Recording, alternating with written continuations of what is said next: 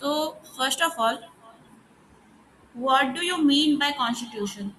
Whenever we mention constitution, do you have any idea of what we include in constitutional law, or basically what is constitutional law? How can you answer this question?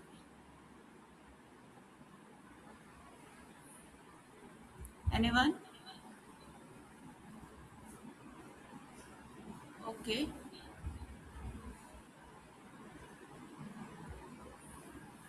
So, introduction. What is a constitution? First of all, when we talk about constitution, uh, definition of constitution is a constitution is the supreme law of a country. अब यहाँ पे supreme law का मतलब क्या होता है? Supreme law का मतलब ये होता है कि ऐसा कोई लॉ जिसके अकॉर्डिंग पूरे उस कंट्री का कोई भी जो अदर लॉ है वो सारे लॉ उसी अकॉर्डिंग काम करेंगे और उसके अकॉर्डिंग ही बनाए जाएंगे। अगर कॉन्स्टिट्यूशन के विरोध में कोई भी लॉ जा रहा है तो उस लॉ को हम वॉइड डिक्लेयर कर सकते हैं। अब ये चीज कहाँ मेंशन है कि अगर कॉन्स्टिट्यूशन का मतलब कॉन्स्टिट्यूशन की चीज में तो नहीं मेंशन है, बट फंडामेंटल राइट्स के संबंध में ये मेंशन किया गया है कि अगर कोई भी लॉ जो है फंडामेंटल राइट्स के विरोध में है तो हम उसे वॉइड डिक्लेयर कर सकते हैं। ये आर्टिकल 13 में मेंशन है। अब यहाँ पर जो डेफिनेशन में कहा गया पहली बात कि ये सुप्रीम लॉ है। कॉन्स्टिट्यूशन क्या है? एक सुप्रीम लॉ है किसी भी कंट्री का। तो हमारे इंडिया में भी इंडियन कॉन्स्टिट्यूशन जो है वो इंडिया के हर अदर लॉज के अकॉर्डिंग हम देखें तो वो सुप्रीम लॉ के तरह काम करता है, यानी कि हर जो अदर लॉ है वो कॉन्स्टिट्यूशन के अकॉर्डिंग ही काम करेंगे। It establishes the framework of government, distributes power among organs and guarantees rights to citizen। ये क्या करता है? फ्रेमवर्क तैयार करता है किसका? गवर्नमेंट का। और इसका और क्या काम करना है? तो ये पावर का डिस्ट्रीब्यूशन करता है किसके बीच में? जो गवर्नमेंट के ऑर्गन्स हैं और जो हमारे इस कंट्री को चलाने के लिए जितनी भी इंस्टीट्यूशंस है उसके बीच में पावर को डिस्ट्रीब्यूट करने का काम करता है। उसके साथ साथ ये कहीं ना कहीं जो सिटीजन्स है उनको एक जो गारंटीड राइट्स होते हैं, जैसे हमारे इंडिया में फंडामेंटल राइट्स हैं, तो वो एक तरह से गारंटीड राइट्स देने का काम करता है।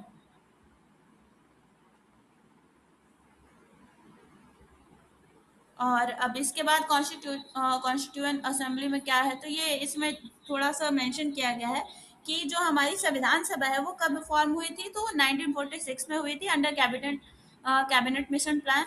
उसमें उस टाइम पे 299 मेंबर्स थे। और नहीं, उस टाइम पे तो नहीं थे, उसके बाद जब पार्टीशन हुआ उसके बाद 299 मेंबर्स बचे थे। और उसके बाद इसके की फिगर्स क्या क्या है, तो डॉक्टर बी आर अम्बेडकर जिन्हें हम कहीं न कहीं जो हमारा कॉन्स्टिट्यूशन है, उसके फादर ऑफ कॉन्स्टिट्यूशन के नाम से जानते हैं उनको हम। तो उनके बारे में है कि doctor B R Ambedkar chairman of drafting committee, doctor Rajendra Prasad president, और जवाहरलाल नेहरू सरदार पटेल का नाम मेंशन किया गया है। और एक और चीज़ मेंशन की गई है कि हमारे संविधान को बनने में 2 साल 11 महीना 18 दिन यानी 2 इयर्स 11 मंथ्स 18 डेज़ लगे थे। अब यहाँ पे मैंने एक और चीज़ यह बताई थी कि जैसे हमारा जो संविधान सभा है वो 2 तरह से काम करता था। जब वो संविधान बनाने के लिए यानी कॉन्स्टिट्यूशन मेकिंग पे काम करता था तो उसके चेयरमैन जो थे वो सच्चिदानंद सिन्हा थे शुरुआत में। बाद में राजेंद्र प्रसाद,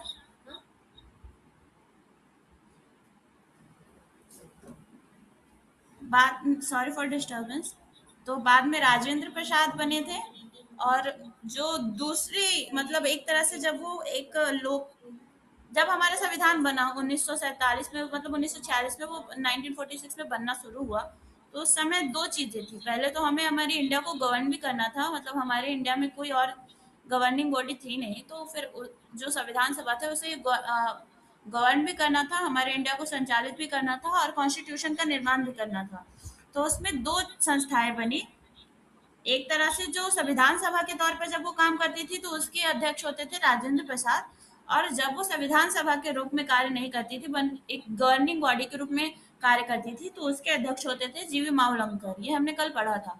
अब इसमें की डेट्स लिखा हुआ है कुछ कि फर्स्ट मीटिंग कब हुई थी, तो 9 दिसंबर 1946 में हुआ था।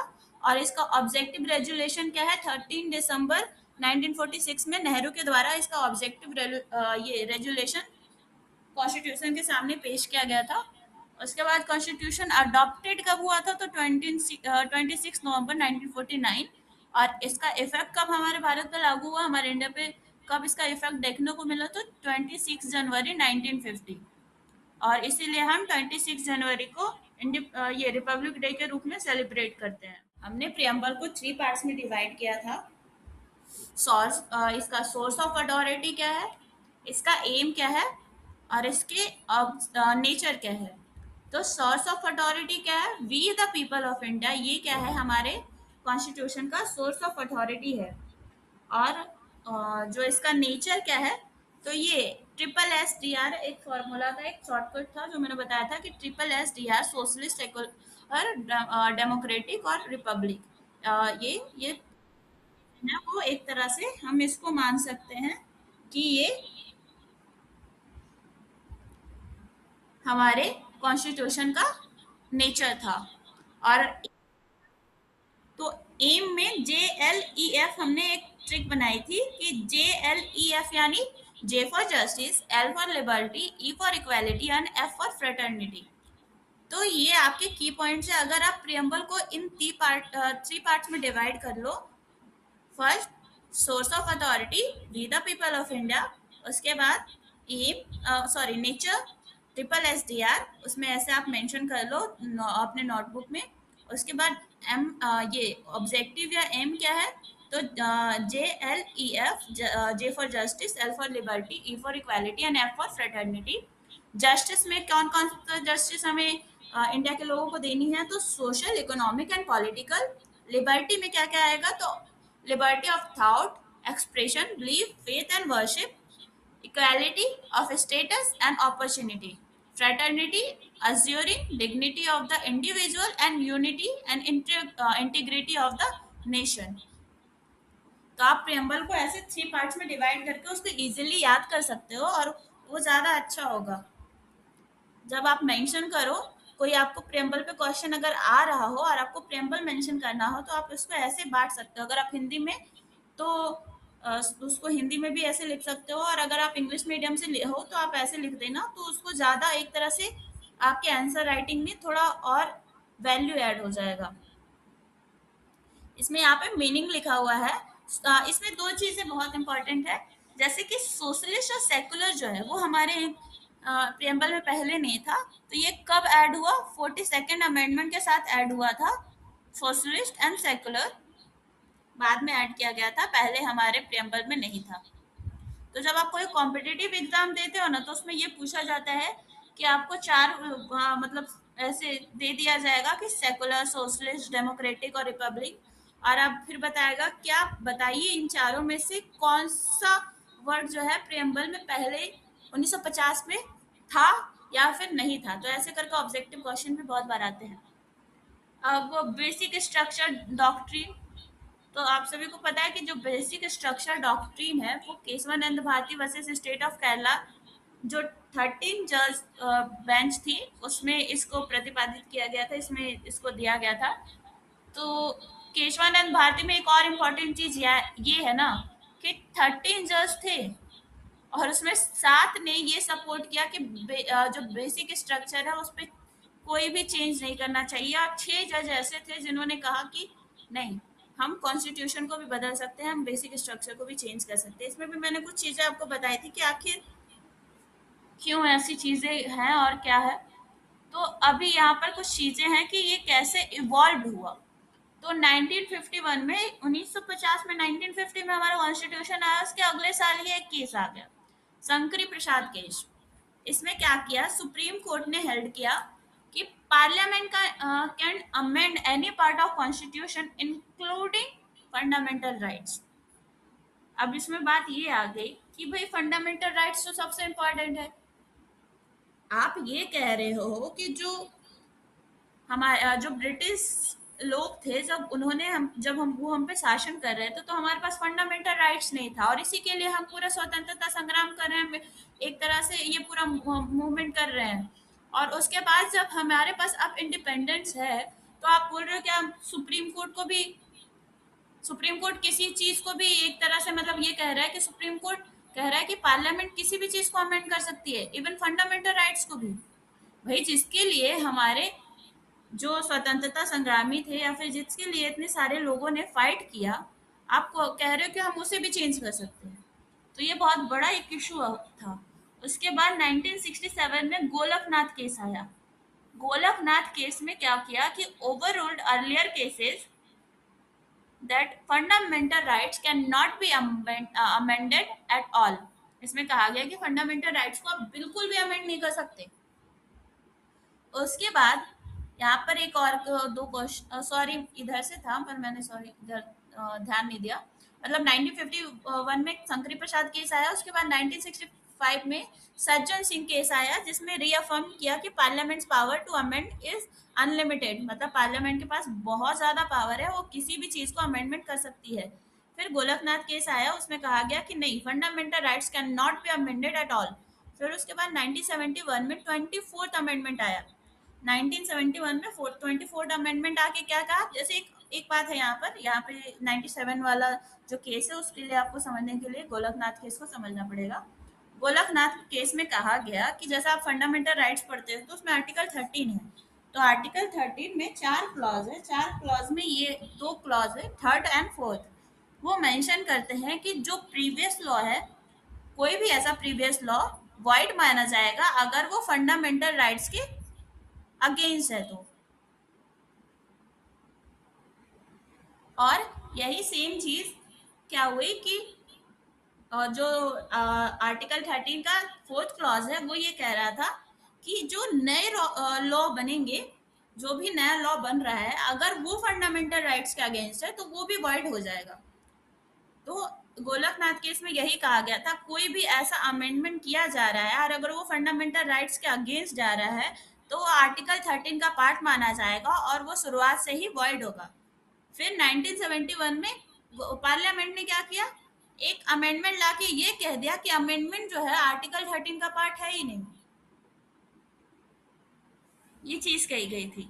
तो एक तरह से यहाँ पे जुडिशरी और जो पार्लियामेंट में एक तरह से फाइट दिख रही थी कि हाँ, पार्लियामेंट कह रही है भाई हम कुछ भी अमेंड कर सकते हैं, और जुडिशरी कह रही है क्या, मतलब जो सुप्रीम कोर्ट क्या कह रहा है कि नहीं, आप फंडामेंटल राइट्स को अमेंड नहीं कर सकते। और इसके लिए क्या, 1971 में क्या किया, पार्लियामेंट में अलग से अमेंडमेंट आया कि भाई अमेंडमेंट आर्टिकल 13 के अंतर्गत ना तो लॉ है ना प्रीवियस लॉ है। तो ऐसी चीजें हुई। फिर 1973 में केशवानंद भारती केस आया। ये एक लैंडमार्क केस है। 7-6 मेजोरिटी, यहाँ पे देखो 7-6 जजेस का है, यहाँ पे पूरा रेशियो बताया गया है। Basic structure can not be amended, ये बात है। फिर मिनर्वा मिल्स में भी सेम चीज को रिअफर्म किया गया। अब पार्ट 3 आर्टिकल 12 to 35। पार्ट 3 में हम, ओके, तो यहाँ पर फंडामेंटल राइट्स की 6 कैटेगरीज है।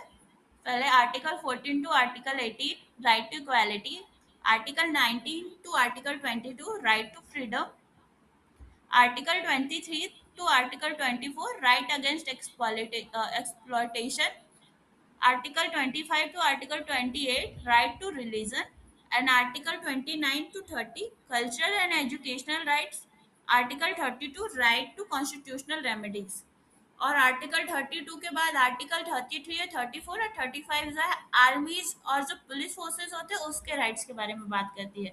और आपको जान के बहुत बुरा लगेगा या फिर जो है कि जो हमें प्रोटेक्ट करते हैं, पार्लियामेंट उनके राइट्स को कभी भी छीन सकती है उनसे।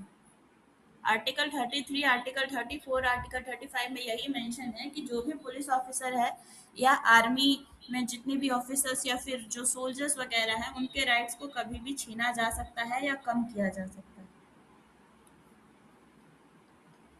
सो now, right to equality, equality before law, no discrimination, equal opportunity in public employment, abolition of untouchability and titles, इसमें 4 आर्टिकल्स हैं और 4 तरह के राइट्स के बारे में दिया गया है।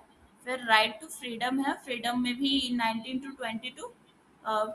फर्स्ट आर्टिकल 20 है, आर्टिकल 21 में राइट टू लाइफ है और आर्टिकल 22 है। उसके बाद यही है, सारे हम आगे पढ़ेंगे अच्छे से इसको पूरा डिटेल में। ये एक नॉर्मल बेसिक बताया गया कि क्या क्या आता है इसमें। Article 14 to 16 right to equality. Article 14 से पहले आर्टिकल 12 और आर्टिकल 13 के बारे में हमें थोड़ा जान लेना चाहिए, क्योंकि भाई फंडामेंटल राइट्स में आर्टिकल 12 और आर्टिकल 13 के बारे में जानने से पहले अगर आर्टिकल 14 पे चले जाएंगे तो बहुत सारी हमें मिस इन्फॉर्मेशन मिल सकती है या फिर हम बहुत ज़्यादा भ्रमित हो सकते हैं। तो आर्टिकल 12 में क्या कहा जा रहा है कि आर्टिकल 12 में स्टेट की परिभाषा दी गई है कि व्हाट इज स्टेट। ये आर्टिकल 12 में मेंशन है और उसमें बताया गया है कि स्टेट में, मैंने इसको नॉर्मली 3 चीज़ों में डिवाइड किया, आप डेफिनेशन याद कर सकते हो, बट एक नॉर्मल अंडरस्टैंडिंग के लिए मैंने इसको 3 चीज़ों में डिवाइड करा था कि स्टेट में क्या क्या आता है।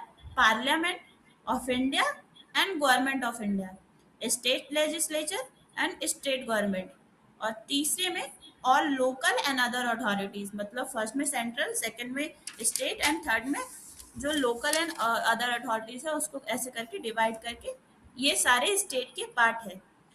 इसमें एक इम्पोर्टेंट केस लॉ भी है, आरडी, मतलब आरडी मतलब फुल फॉर्म इसका है रमन्ना दयाराम सेठी वर्सेस इंटरनेशनल एयरपोर्ट अथॉरिटी, 1979 का केस है।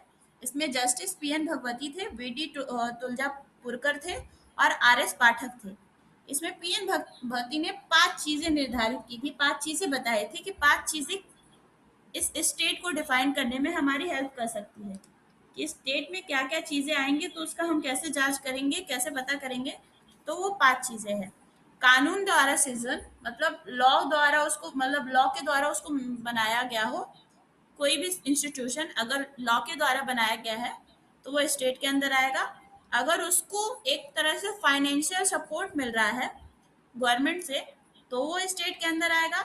अगर वो गवर्नमेंट कार्य से रिलेटेड है, मतलब गवर्नमेंट वर्क से रिलेटेड है, तो वो स्टेट के अंदर आएगा।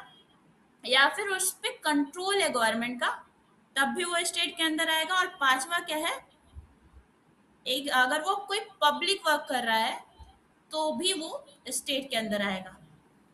यहाँ तक क्लियर है?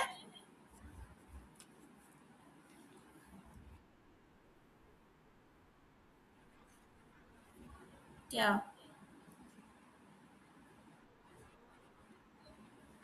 आर्टिकल, वहां पे उसमें आर्टिकल 12 में स्टेट को डिफाइन किया गया है। नॉर्मल अंडरस्टैंडिंग के लिए आप ये उसको 3 पार्ट में डिवाइड कर सकते हो। उसमें 6 चीजें मेंशन है कि स्टेट के अंदर क्या क्या आएगा। तो स्टेट के अंदर उसमें कहा गया है कि parliament of India, government of India, state legislature, state government, other authorities और लोकल अथॉरिटीज, ये सारी चीजें स्टेट के अंदर आती हैं और यही सब मिलकर स्टेट का निर्माण करती है। मतलब ये सारी चीजें स्टेट है। बस इतना ही डेफिनेशन उसमें दिया गया है, और उससे ज्यादा तो आप उसको नॉर्मल अंडरस्टैंडिंग के लिए इसको 3 भागों में बांट सकते हो, सेंट्रल, फिर स्टेट और लोकल, ऐसे बांट के तो फिर वो इजी हो जाता है पढ़ने के लिए कि हाँ ये सारी चीजें स्टेट के अंदर आती है।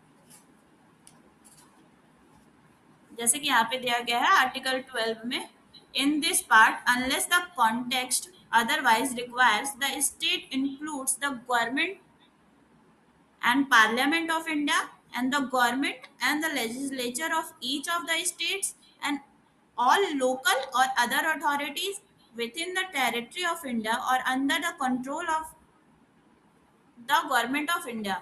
इस भाग में जब तक कि संदर्भ से अन्यथा अपेक्षित न हो, राज्य के अंतर्गत भारत की सरकार और संसद तथा राज्यों में से प्रत्येक राज्य की सरकार और विधानमंडल तथा भारत के राज्य क्षेत्र के भीतर या भारत सरकार के नियंत्रण के अधीन सभी स्थानीय और अन्य प्राधिकारी है। आर्टिकल 12 में स्टेट की परिभाषा ऐसे ही दी गई है, तो आप उसको 3 भाग में ऐसे डिवाइड कर सकते हो, तो ये इजीली बहुत आसानी से समझ में आ जाएगा।